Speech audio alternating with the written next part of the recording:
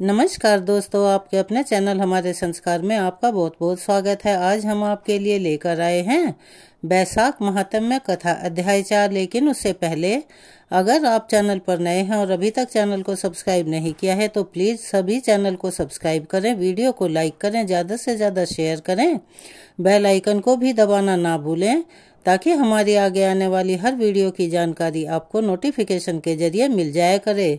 Comments box में ओम नमो भगवते वासुदेवाय नमः उसके साथ साथ अपनी राय लिखना ना भूलें। आपका सहयोग और प्यार हमें ऐसे ही प्रदान करते रहें। आपका यह छोटी सी कोशिश हमारे लिए बहुत काम करती है। परमपिता परमेश्वर की कृपा आप सभी पर बनी रहे। जैसा कि हम सभी जानते हैं, बैसाख का महीना शुरू हो चुका है और यह अत्यंत पवित्र और पावन माना जाता है। हमारे वेद शास्त्रों में इसका बहुत ही अधिक महत्व बताया गया है। इसके साथ साथ ही आज बुधवार का दिन भी है और आज के दिन भगवान गणेश को समर्पित होता है। गणेश को विघ्नहर्ता भगवान के रूप में जाना जाता है और प्रथम पूजनीय माना जाता है। प्रत्येक महीने की कृष्ण पक्ष के चतुर्थी के दिन संकट चतुर्थी तथा चौथ माता का व्रत किया जाता है और उनकी विधि विधान से पूजा की जाती है। दिन भर निराहार व्रत किया जाता है। चांद के उदय होने पर अर्घ्य देकर तथा गणेश जी एवं चौथ माता की पूजा करके लड्डू का भोग लगाकर भोजन किया जाता है। बैसाख कृष्ण चतुर्थी से ही चौथ माता का व्रत प्रारंभ करते हैं। और अब हम आपको सुनाने जा रहे हैं गणेश भगवान की कथा। एक समय की बात है कि विष्णु भगवान का विवाह लक्ष्मी जी के साथ निश्चित हो गया था। विवाह की तैयारियां होने लगी थी। सभी देवताओं को निमंत्रण पत्र भेजे गए, परंतु गणेश जी को निमंत्रण नहीं दिया गया। कारण देवताओं का आपस में जो भी रहा होगा। अब भगवान विष्णु की बारात जाने का समय आ गया। सभी देवता अपनी पत्नियों के और परिवार के साथ विवाह समारोह में आए। उन सब ने देखा कि गणेश जी तो वहां कहीं दिख ही नहीं रहे हैं।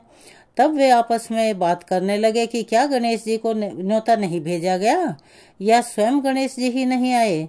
सभी को इस बात पर आश्चर्य होने लगा। तब सभी ने विचार किया कि विष्णु भगवान से ही इसका कारण पूछा जाए। विष्णु भगवान से पूछने पर उन्होंने कहा कि हमने गणेश जी के पिता भोलेनाथ महादेव को न्योता भेजा है। यदि गणेश जी अपने पिता के साथ आना चाहें तो आ सकते हैं। अलग से न्योता देने की कोई जरूरत भी नहीं थी। दूसरी बात यह है कि उनको 1.25 मन मूंग, 1.25 मन चावल, 1.25 मन घी और 1.25 मन लड्डू का भोजन दिन भर में चाहिए। यदि गणेश जी नहीं जाएंगे तो कोई बात नहीं। दूसरे के घर जाकर इतना सारा खाना पीना अच्छा भी नहीं लगता है। वे बात कर ही रहे थे कि किसी एक ने सुझाव दिया, अगर गणेश जी आ भी जाएं तो उनको द्वारपाल बनाकर बिठा देंगे कि आप घर की याद रखना और यहाँ की रखवाली करना। आप चूहे पर बैठकर धीरे धीरे चलोगे तो बारात में बहुत पीछे रह जाओगे। यह सुझाव सभी को पसंद आ गया तो विष्णु भगवान ने भी अपनी सहमति दे दी। अब होना क्या था कि इतने में गणेश जी वहां पर आ पहुंचे और उन्हें समझा बुझाकर सबने घर की रखवाली के लिए बैठा दिया। बारात चल दी। तब नारद जी ने देखा कि गणेश जी तो दरवाजे पर ही बैठे हुए हैं। तब वे गणेश जी के पास गए और उनके रुकने का कारण पूछा। गणेश जी कहने लगे कि विष्णु भगवान ने मेरा बहुत अपमान किया है। नारद जी ने कहा कि आप अपने मूषक सेना को आगे भेज दें, वो रास्ता खोद देगी जिससे उनके वाहन धरती में धंस जाएंगे। तब आपको सम्मान पूर्वक उन सबको बुलाना ही पड़ेगा। अब तो गणेश जी ने अपनी मूषक सेना जल्दी से आगे भेज दी और सेना ने जमीन सारी खोखली कर दी। जब बारात वहां से निकली तो रथों के पहिए धरती में धंस गए और उनकी लाख कोशिशें करने के बावजूद भी वे पहिए वहां से निकले ही नहीं। सभी ने अपने अपने उपाय किए, अपना अपना दिमाग चलाया, लेकिन पहिए थे कि टस से मस होने का नाम नहीं ले रहे थे, बल्कि ऊपर से वो जगह जगह से टूट भी गए थे। किसी की समझ में कुछ नहीं आ रहा था कि अब क्या करें। तब नारद जी ने कहा, आप लोगों ने गणेश जी का अपमान करके अच्छा नहीं किया है। यदि उन्हें मना कर लाया जाए तो यह आपका कार्य सिद्ध हो सकता है और संकट भी टल सकता है, क्योंकि उन्हें विघ्नहर्ता भगवान के रूप में जाना जाता है। शंकर भगवान ने अपने दूत नंदी को भेजा और वे गणेश जी को वहां पर लेकर आए। गणेश जी का आदर सम्मान के साथ पूजन किया गया। तब कहीं रथ के पहिए निकले। अब रथ के पहिए निकल तो गए, लेकिन वे टूटे फूटे हुए थे। अब उन्हें सुधारे कौन। तभी वहां पर पास के खेत में एक बढ़ई काम कर रहा था। उसे वहां से बुलाया गया। बढ़ई अपना कार्य करने से पहले श्री गणेशाय नमः कहकर गणेश जी की वंदना मन ही मन करने लगा, क्योंकि वह उसका नित्य क्रम था। वह हर काम को शुरू करने से पहले गणेश जी को नमस्कार किया करता था। देखते ही देखते बढ़ई ने सभी पहियों को ठीक कर दिया।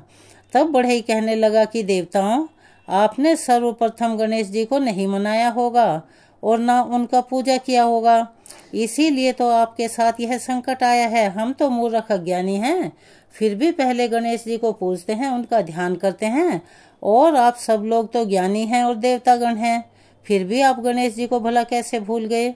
अब आप लोग भगवान गणेश जी की जय बोल कर जाएं तो आपके सभी काम बन जाएंगे और कोई संकट भी नहीं आएगा।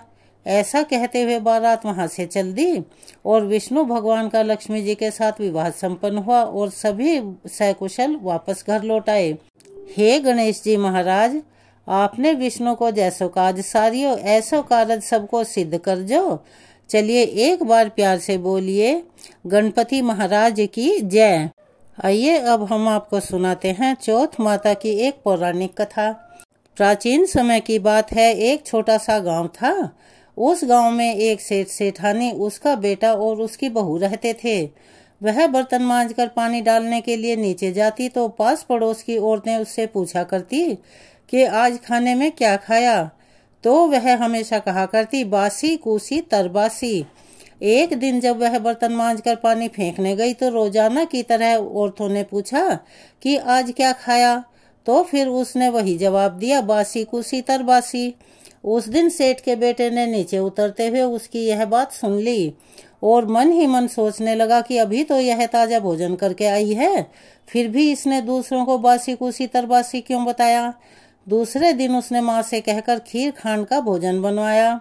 माँ, बेटा और बहू तीनों ने बड़ी प्रसन्नता से भोजन किया। बहू बर्तन मांजकर पानी को नीचे डालने गई तो पीछे पीछे उसका आदमी भी गया। आज भी हमेशा की तरह औरतों ने पूछा कि आज क्या खाया, तो उसने वही जवाब दिया बासी कूसी तरबासी। उसके आदमी को बहुत गुस्सा आया, आज तो मेरे सामने इसने खीर खांड का भोजन किया है, फिर भी यह बासी कूसी तरबासी बता रही है, इसमें भला क्या रहस्य है। इस बात को समझने के लिए वह रात पर इंतजार करने लगा। जब रात हुई तो वह कमरे में आया और उसकी बहू भी आई, तो उसके पति ने उससे पूछा कि आज तूने खीर खांड का भोजन किया था, फिर भी पड़ोस की औरतों को बासी कूसी तरबासी क्यों बताया। तब बहू मुस्कुराकर बोली कि आपके परदादाओं की कमाई है, तो यह बासी कूसी हुई या नहीं। यह सुनकर उसने परदेश जाने की सोच ली तथा सुबह उठकर अपनी माँ से कहने लगा, माँ, मैं कमाने के लिए परदेश जा रहा हूँ। माँ ने कहा, बेटा, हमारे पास तो बहुत धन है, यह निपटाई भी नहीं निपटेगा, तुझे परदेश जाने की क्या जरूरत है। लेकिन बेटे के जिद करने पर माँ ने उसे परदेश जाने की अनुमति दे दी। वह कमाने के लिए परदेश चला गया। वहाँ उसे एक सेठ के यहाँ नौकरी मिल गई। कुछ ही समय में वह सारा कामकाज करने लग गया और सेठ अपना सारा कारोबार उसके जिम्मे सौंपकर स्वयं तीर्थ यात्रा करने के लिए निकल गया। इधर उसकी सास ने बहू से कह रखा था कि दिए की बुझ जावे तो चूल्हे की मत बुझाना और चूल्हे की बुझ जाए तो दिए की मत बुझाना। लेकिन एक दिन इत्तेफाक से दोनों की अग्नि बुझ गई तो बहू पड़ोस में अग्नि लेने के लिए चली गई। उसने देखा कि वहां पर पड़ोस की औरतें किसी माता का पूजन कर रही हैं। यह देखकर उसने पूछा कि आप किस माता का पूजन कर रही हैं, मुझे भी बताओ, यह किसका व्रत है तथा इसके करने से क्या फल मिलता है। तो उनमें से एक बोली, हम चौथ माता का व्रत और पूजन कर रही हैं, इससे बिछड़े हुए का मिलन होता है, जो निसंतान होते हैं उनको पुत्र प्राप्त हो जाता है। इस पर बहू ने कहा कि मेरे भी पति परदेश गए हुए काफी लंबा समय हो गया है, मैं भी चौथ माता का व्रत करना चाहती हूँ, लेकिन मेरी सास मुझे बाहर आने ही नहीं देती, तब भला मुझे कैसे पता लगेगा कि चौथ किस दिन की है। इस पर औरतों ने कहा कि तुम रोजाना एक डिबिया में गेहूं का एक दाना रखती जाना, जिस दिन 30 दाने पूरे हो जाएंगे उसी दिन व्रत रख के शाम को चौथ माता की पूजा करके चंद्रमा को अर्घ्य देकर फिर खाना खा लेना। साहूकार की बहू कहे अनुसार व्रत करने लग गई। व्रत करते करते काफी समय बीत गया तो चौथ माता ने सोचा कि यदि इसकी नहीं सुनी अपने को कोई पूजेगा ही नहीं, तब चौथ माता ने साहूकार के बेटे को सपने में जाकर कहा कि साहूकार के बेटे सो रहा है या जाग रहा है। तब उसने कहा कि ना सो रहा हूँ ना जाग रहा हूँ, चिंता में पड़ा हुआ हूँ। इस पर चौथ माता ने कहा कि अब चिंता छोड़ और तेरे घर पर जाकर सबकी सुध ले। उसने कहा कि कैसे जाऊं, मेरा कारोबार बहुत फैला हुआ है। तब चौथ माता बोली, सुबह उठकर नहा धोकर दुकान पर जाकर चौथ विनायक जी का नाम लेकर घी का दीपक जलाना, तेरा सारा काम सुलझ जाएगा। सुबह उसने वैसा ही किया। देखते ही देखते सारा हिसाब किताब हो गया और उसने घर जाने की तैयारी कर ली। घर को रवाना हुआ तो रास्ते में एक सांप जा रहा था, तो उसने रास्ते में जाते हुए उस सांप को सिसकार दिया। सांप ने क्रोध में आकर कहा कि मैं तो अपने 100 साल की उम्र पूरी करने के बाद उससे मुक्ति पाने के लिए जा रहा था और तूने मेरे इस कार्य में बाधा डाल दी। अब मैं तुझे डसूंगा। इस पर साहूकार के बेटे ने कहा कि मैं 12 साल से मेरी माँ व अपनी पत्नी से दूर रहा और मैं उनसे मिलने जा रहा हूँ। उनसे मिलने के बाद तू मुझे डस लेना। तब सांप ने उससे कहा कि तू तो जाकर पलंग पर सो जाएगा, फिर मैं तुझे कैसे डसूंगा। तब उसने कहा कि मैं अपनी बीवी की चोटी पलंग से नीचे लटका दूंगा, उस पर चढ़कर आ जाना। घर पहुंचा तो वह उदास बैठा था। बेटा कुछ बोला नहीं, लेकिन उसकी पत्नी होशियार थी। सब बात का पता करके उसने कमरे की एक सीढ़ी पर दूध, दूसरी पर चूरमा, तीसरी पर बालू रेत, इत्र, फूल आदि 7 सीढ़ियों में 7 वस्तुएं रख दी। आधी रात को फुफकारता हुआ जब सांप आया और सभी वस्तुओं का आनंद लेकर खुश हुआ, लेकिन वह वचनों से बंधा हुआ था, सो डसना तो था ही। चौथ विनायक जी ने सोचा कि इसकी रक्षा नहीं की तो कलयुग में हमें कौन पूजेगा। चौथ माता तलवार बनी, विनायक जी ढाल बने और जैसे ही सांप डसने लगा तो उन्होंने उसे मार दिया। साहूकार के बेटे को नींद नहीं आ रही थी। सांप के मरते ही उसने अपनी पत्नी को उठाया और चौपड़ और पासे खेलने लगा। सुबह देर तक बेटा बहू उठे ही नहीं तो माँ ने कहा, बेटा तो थका मांदा था लेकिन बहू तो आराम से थी, वह क्यों नहीं उठी। तब उसने आवाज लगाई और वहां पर देखा तो सीढ़ियों पर खून ही खून था। उसने कहा, मेरे बेटे बहू को तो किसी ने मार दिया है। जब माँ ने ढाल हटाकर देखा तो वहां एक सांप मरा हुआ पड़ा था। तब उसके बेटे ने कहा कि माँ, यह मेरा वही दुश्मन सर्प है, तुम यहाँ सफाई करवा दो, हम फिर नीचे आ जाएंगे। माँ ने वहां सफाई करवाई, वे बाहर आए। तब उसने आकर अपनी माँ से पूछा, माँ मेरे पीछे किसी ने कोई व्रत किया था क्या। तब बहू ने कहा कि मैंने किया था। इतने में सास ने कहा कि तूने क्या व्रत किया था, तू तो 4 समय का खाना खाती थी। तब बहू बोली, माँ मैं महीने में 1 चौथ का व्रत करती थी। सुबह का खाना पाने वाली को देती थी, दूसरी बार का गाय के बछड़े को खिलाती थी और तीसरी बार का उटियाना में गाड़ देती थी। चौथी बार का पूजा करके चंद्रमा को देखकर फिर खाती थी। मैंने पूजा के लिए बनिए की दुकान से घी गुड़ भी मंगवाया था, वहां जाकर उसका हिसाब कर दो। सास ने पाने वाली से पूछा तो उसने कहा कि महीने में 1 दिन यह मुझे खाना देती थी। बछड़े से पूछा तो उसके मुंह से भी फूल गिरे। जब उटियाना को खोदा गया तो वहां रोटी की जगह सोने की रोटी निकली। बनिए से जाकर पूछा तो उसने भी कहा कि महीने में 1 बार मेरे से घी और गुड़ मंगवाती थी। फिर बहू ने कहा कि मुझे अब बैसाख की चौथ का उद्यापन करना है। सास बहू ने चौथ माता का व्रत व उद्यापन बड़ी धूमधाम और विधि विधान से किया और आराम से और सुख पूर्वक अपना जीवन बिताने लगे।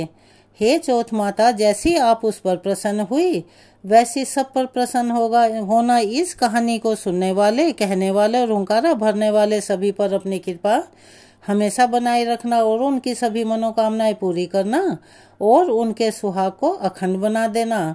चलिए अब एक बार मेरे साथ प्यार से बोलिए, चौथ माता की जय। अब सुनते हैं बैसाख मास महात्म्य का आगे का वृतांत। मिथिलापति ने पूछा, ब्राह्मण, जब बैसाख मास के धर्म अतिशय सुलभ, पुण्य राशि प्रदान करने वाले, भगवान विष्णु के लिए प्रीतिकारक, चारों पुरुषार्थों की तत्काल सिद्धि करवाने वाले, सनातन और वेदोक्त हैं, तब संसार में उनकी प्रसिद्धि बहुत ज्यादा क्यों नहीं हुई।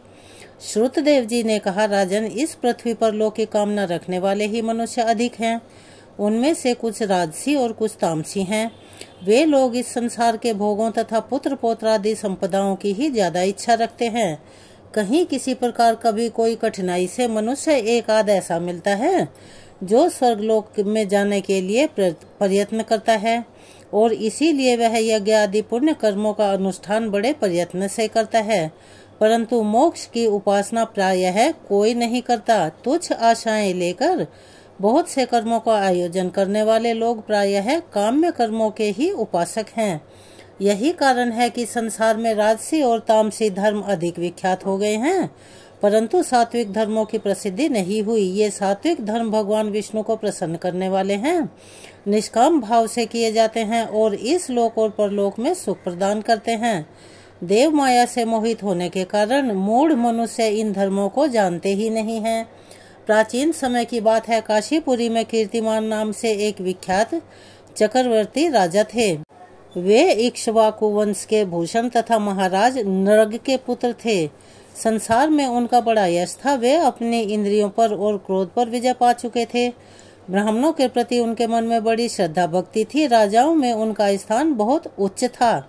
एक दिन वे मृगया में आसक्त होकर महर्षि वशिष्ठ के आश्रम पर आए। बैसाख की चिलचिलाती हुई धूप में यात्रा करते हुए राजा ने मार्ग में देखा कि महात्मा वशिष्ठ के शिष्य जगह जगह पर अनेक प्रकार के कार्यों में विशेष तत्परता के साथ संलग्न थे। वे कहीं पर पौंसला बनाते थे और कहीं पर छाया मंडप, किनारे पर झरनों के जल को रोककर स्वच्छ बावली तैयार करते थे। कहीं वृक्षों के नीचे बैठे हुए लोगों को वे पंखा डुला डुला कर हवा कर रहे थे। कहीं गन्ना देते, कहीं सुगंधित पदार्थ भेंट किया करते और कहीं फल देते थे। दोपहरी में लोगों को छाता देते और संध्या के समय शरबत पिलाते। कोई शिष्य घनी छाया वाले वन में झाड़ बुहार कर साफ किए हुए आश्रम के प्रांगणों में हितकारक बालुका बिछाते थे, यानी कि रेत बिछाते थे, और कुछ लोग वृक्षों की शाखा में झूला लटकाते थे। उन्हें देखकर राजा ने पूछा कि आप लोग कौन हैं और ये क्या कर रहे हैं? तब उन्होंने बड़ी विनम्रता से उत्तर दिया, हम लोग महर्षि वशिष्ठ के शिष्य हैं। राजा ने पूछा, यह सब क्या कर रहे हो? तब वे बोले, ये बैसाख मास में कर्तव्य रूप से बताए गए धर्म हैं। जो धर्म अर्थ काम मोक्ष चारों पुरुषार्थों के साधक हैं, हम सब लोग अपने गुरुदेव वशिष्ठ की आज्ञा से इन धर्मों का पालन करते हैं। राजा ने पुनः उनसे पूछा, इनके अनुष्ठान से मनुष्य को कौन कौन सा फल प्राप्त होता है? किस देवता की प्रसन्नता होती है, यानी कि कौन कौन से देवता प्रसन्न होते हैं? तब उन्होंने उत्तर दिया, हमें इस समय यह बताने का अवकाश नहीं है, यानी कि हमारे पास समय नहीं है। आप गुरुजी से ही यथोचित प्रश्न कीजिए। वे महायशस्वी महर्षि इन धर्मों को यथार्थ रूप से जानते हैं। शिष्यों से ऐसा उत्तर पाकर राजा शीघ्र ही महर्षि वशिष्ठ के पवित्र आश्रम पर, जो विद्या और योग शक्ति से संपन्न था, वहां गए। राजा को आते देख महर्षि वशिष्ठ मन ही मन बड़े प्रसन्न हुए। उन्होंने अपने सेवकों सहित महात्मा राजा का विधि विधान पूर्वक आतिथ्य सत्कार किया। जब वे आराम से बैठ गए तब गुरु वशिष्ठ से प्रसन्नता पूर्वक बोले, भगवान, मैंने मार्ग में आपके शिष्यों द्वारा परम आश्चर्यमयी शुभ कर्मों का अनुष्ठान होते हुए देखा है, किंतु उसके संबंध में जब मैंने उनसे प्रश्न किया तब उन्होंने दूसरी कोई बात न बताकर आपके पास आने की आज्ञा दी। उनकी आज्ञा के अनुसार मैं इस समय आपके पास आया हूँ। मेरे मन में उन धर्मों को सुनने की बड़ी इच्छा है, अतः आप मुझे उनका वर्णन करें। तब महायशस्वी वशिष्ठ जी ने प्रसन्नता पूर्वक कहा, हे राजन, तुम्हारी बुद्धि को उत्तम शिक्षा मिली है, अतः उसने यह उत्तम निश्चय किया है। भगवान विष्णु की कथा के श्रवण और भगवत कर्मों से अनुष्ठान में जो तुम्हारी बुद्धि की अत्यंतिक प्रवृत्ति हुई है, यह तुम्हारे किसी पुण्य का ही प्रताप है। जिसने वैशाख मास में बताए हुए महाधर्मों के द्वारा भगवान श्री हरि की आराधना की है, उसके उन धर्मों से भगवान बहुत संतुष्ट होते और उसे मनोवांछित वस्तु प्रदान करते हैं। संपूर्ण जगत के स्वामी भगवान लक्ष्मीपति समस्त पाप राशि का विनाश करने वाले हैं। वे सूक्ष्म धर्मों से प्रसन्न होते हैं, केवल परिश्रम और धन से नहीं। भगवान विष्णु भक्ति से पूजित होने पर अभीष्ट वस्तु प्रदान करते हैं। इसीलिए सदा भगवान विष्णु की भक्ति करनी चाहिए। जगदीश्वर श्री हरि जल से भी पूजा करने पर अशेष कलेश का नाश करते हैं और शीघ्र प्रसन्न होते हैं। वैशाख मास में बताए हुए ये धर्म थोड़े से परिश्रम द्वारा साध्य होने पर भी भगवान विष्णु के लिए प्रीतिकारक एवं शुभ होने के कारण अधिक व्यय से सिद्ध होने वाले बड़े बड़े यज्ञादि कर्मों का भी तिरस्कार करने वाले हैं, अर्थात उनसे भी ज्यादा पुण्यदायी हैं। अतः तुम मेरे आज्ञा को सुनो। हे राजन, तुम भी वैशाख मास में बताए हुए धर्मों का पालन करो और तुम्हारे राज्य में निवास करने वाले अन्य सब लोगों से भी उन कल्याणकारी धर्मों का पालन करवाओ। इस प्रकार से वैशाख धर्म के पालन की आवश्यकता को शास्त्रों और युक्तियों से भली भांति सिद्ध करके वशिष्ठ जी ने वैशाख मास के सब धर्मों का राजा के समक्ष वर्णन किया। उन सब धर्मों को सुनकर राजा ने गुरु का भक्ति भाव से पूजन किया और घर आकर वे सब धर्मों का विधि विधान पूर्वक पालन करने लगे। देवाधिदेव भगवान विष्णु में भक्ति रखते हुए राजा कीर्तिमान देवेश्वर पद्मनाभ के अतिरिक्त और किसी देवता को नहीं देखते थे। उन्होंने हाथी की पीठ पर नगाड़ा रखवाकर सिपाहियों से अपने राज्य भर में डंके की चोट पर यह घोषणा करा दी, अर्थात वहां ढिंडोरा पिटवा दिया कि मेरे राज्य में जो 8 वर्ष से अधिक की आयु वाला मनुष्य है, उसकी आयु जब तक 80 वर्ष की न हो जाए तब तक मेष राशि में सूर्य के स्थित होने पर यदि वह प्रातः काल स्नान नहीं करेगा तो मेरे द्वारा वह दंडनीय और उसकी हत्या तथा राज्य से निकाल देने योग्य समझा जाएगा। यह मेरा आदेश है। पिता पुत्र अथवा सुहृद जो भी वैशाख धर्म का पालन नहीं करेगा वह चोर की भांति दंड का पात्र समझा जाएगा। प्रातः काल शुभ जल में स्नान करके श्रेष्ठ ब्राह्मणों को दान करना चाहिए। तुम सब लोग अपनी शक्ति के अनुसार वैशाख मास में करे जाने वाले पुण्यदायी दान करो और धर्मों का आचरण करो। राजा कीर्तिमान ने प्रत्येक गांव में धर्म का उपदेश करने वाले एक एक ब्राह्मण को बसा दिया। 5-5 गांवों में एक एक ऐसे अधिकारी की नियुक्ति करवा दी जो धर्म का त्याग करने वाले लोगों को दंड दे सकें। उस अधिकारी की सेवा में 10-10 घुड़सवार रहते थे। इस प्रकार चक्रवर्ती नरेश के शासन से सर्वत्र और सब देशों में यह धर्म का पौधा उगना शुरू हो गया और आगे चलकर खूब बड़े हुए वृक्ष के रूप में परिवर्तित हो गया। उस राजा के राज्य में जो लोग मर जाते थे वे भगवान विष्णु के धाम में जाते थे। वहां के मनुष्यों को विष्णु लोक की प्राप्ति निश्चित थी। एक बार भी वैशाखी में स्नान कर लेने से मनुष्य यमराज के पास नहीं जाता। अपने धर्म के अनुकूल कर्म में स्थित हुए सब लोगों के विष्णु लोक में चले जाने से यमपुरी के सब नरक खाली हो गए। वहां एक भी पापी प्राणी नहीं आया। वैशाख मास के प्रभाव से यमपुरी के मार्ग की यात्रा ही बंद हो गई। सब मनुष्य दिव्य आकृति धारण करके भगवान के धाम में जाने लगे। देवताओं के जो लोक हैं वे सभी शून्य हो गए। स्वर्ग और नरक दोनों के शून्य हो जाने पर एक दिन नारद जी ने धर्मराज के पास जाकर कहा, धर्मराज, आपके इस नरक में पहले जैसा कोलाहल नहीं सुनाई पड़ता। पहले की भांति पाप कर्मों का लेखा भी नहीं लिखा जा रहा है। चित्रगुप्त जी तो ऐसे मौन भाव से बैठे हुए थे जैसे कि कोई समाधिस्थ मुनि हो। महाराज, इसका कारण तो बताइए। महात्मा नारद के ऐसा कहने पर राजा यम ने कुछ दिन तक इस स्वर में कहा, नारद, इस समय पृथ्वी पर जो यह राजा राज्य करता है वह पुराण पुरुषोत्तम भगवान विष्णु का बड़ा भक्त है। उसके भय से कोई भी मनुष्य कभी वैशाख मास का उल्लंघन नहीं करता। उस पुण्य कर्म के प्रभाव से सभी भगवान विष्णु के परम धाम में चले जाते हैं। हे मुनि श्रेष्ठ, उस राजा ने इस समय मेरे लोक का मार्ग लुप्त ही कर दिया है। स्वर्ग और नरक दोनों को शून्य बना दिया है। अतः ब्रह्मा जी के समीप जाकर यह सब समाचार उनसे निवेदन करके तभी मैं स्वस्थ होऊंगा। ऐसा निश्चय करके यमराज ब्रह्मा जी के लोक में गए और वहां बैठे हुए उन ब्रह्मा जी का दर्शन किया जिनका आश्रय ध्रुव है, जो इस जगत के बीज तथा सब लोकों के पितामह हैं और समस्त लोकपाल दिक्पाल तथा देवता जिनकी उपासना करते हैं। ब्रह्मा जी ने यमराज को देखा और यमराज ब्रह्मा जी के आगे पृथ्वी पर गिर पड़े। फिर यमराज ने कहा, हे कमलासन, काम में लगाए हुआ जो पुरुष स्वामी की आज्ञा का ठीक ठीक पालन नहीं करता और उसका धन लेकर भोगता है वह काठ का कीड़ा बनता है। जो बुद्धिमान मनुष्य लोभवश स्वामी के धन का उपभोग करता है वह 300 कल्पों तक तिर्यक योनि रूप में नरक में जाता है। जो कार्य में नियुक्त हुआ पुरुष कार्य करने में समर्थ होकर भी अपने घर में बैठा रहता है वह बिलाव बनता है। देव, मैं आपकी आज्ञा से धर्मपूर्वक प्रजा का शासन करता रहा हूँ।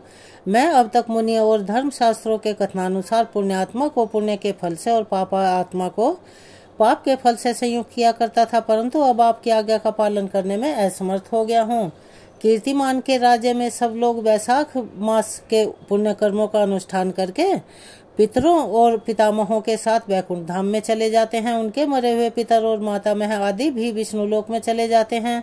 इतने ही नहीं, पत्नी के पिता, ससुर आदि भी मेरे लेख को मिटाकर विष्णु लोक में चले जाते हैं। हे देव, बड़े बड़े यज्ञ द्वारा भी मनुष्य की वैसी गति नहीं होती, अर्थात वो उस गति को नहीं पाता है जैसी वैशाख मास में मिल रही है। संपूर्ण तीर्थों से, दान आदि से, तपस्याओं से, व्रतों से अथवा संपूर्ण धर्मों से युक्त मनुष्य भी उस गति को नहीं पाता जो वैशाख धर्म में तत्पर हुए मनुष्य को प्राप्त हो रही है। बैसाख के महीने में प्रातःकाल स्नान करके देव पूजन और बैसाख मास के महात्म्य की कथा का श्रवण तथा भगवान विष्णु को प्रिय लगने वाले उनके अनुकूल धर्म का पालन करने वाला मनुष्य एकमात्र विष्णु लोक का स्वामी होता है। और जगतपति भगवान विष्णु के लोक की तो मेरी समझ में कोई सीमा ही नहीं है, क्योंकि सब ओर से कोटि कोटि प्राणियों का समुदाय वहां पहुंच रहा है तो भी वह भरता ही नहीं है। इस संसार में पवित्र और अपवित्र सभी लोग राजा की आज्ञा से बैसाख मास के धर्म का पालन करके विष्णु लोक को जा रहे हैं। हे लोकनाथ, उसकी प्रेरणा से संस्कारहीन मनुष्य भी बैसाख स्नान मात्र से बैकुंठ धाम में चले जाते हैं। वह केवल भगवान विष्णु के चरणों की शरण लेने वाला है, जान पड़ता है वह समस्त संसार को विष्णु लोक में पहुंचा देगा। जो पुत्र धर्म अर्थ काम और मोक्ष के प्रतिकूल चलता है वह पृथ्वी पर माता के पेट से पैदा हुआ रोग है। वह अधम पुरुष अपनी माता का घात करने वाला कहा जाता है, किंतु राजा कीर्तिमान की माता और उसकी पत्नी का पुण्य संसार में विख्यात है। उसकी माता एकमात्र वीर जननी है और राजा निश्चय ही संसार में बहुत बड़ा वीर है। जिस प्रकार कीर्तिमान मेरी लिपि को मिटाने में उद्यत हुआ है, ऐसा उद्योग पुराणों में और किसी का नहीं सुना गया। भगवान विष्णु की भक्ति में तत्पर हुए राजा कीर्तिमान के सिवा दूसरे ऐसे किसी को भी मैं नहीं जानता जो डंका बजाकर घोषणा करते हुए लोगों को ऐसी प्रेरणा देता है और मेरे लोक के मार्ग को विलुप्त करने की चेष्टा करता रहा हो। यह था आज का वृतांत। आज के वृतांत को हम यहीं विराम देते हैं। इसके आगे का वृतांत हम अपनी अगली वीडियो में सुनाएंगे, कृपया उसे भी सुनिएगा। अगर आप चैनल पर नए हैं तो प्लीज़ चैनल को सब्सक्राइब करें, वीडियो को लाइक करें, ज़्यादा से ज़्यादा शेयर करें, बेल आइकन को भी दबाना ना भूलें। कमेंट्स बॉक्स में ओम नमो भगवते वासुदेवाय नमः, हर हर महादेव लिखना ना भूलें। अपना प्यार और सहयोग हमें ऐसे ही प्रदान करते रहें। धन्यवाद।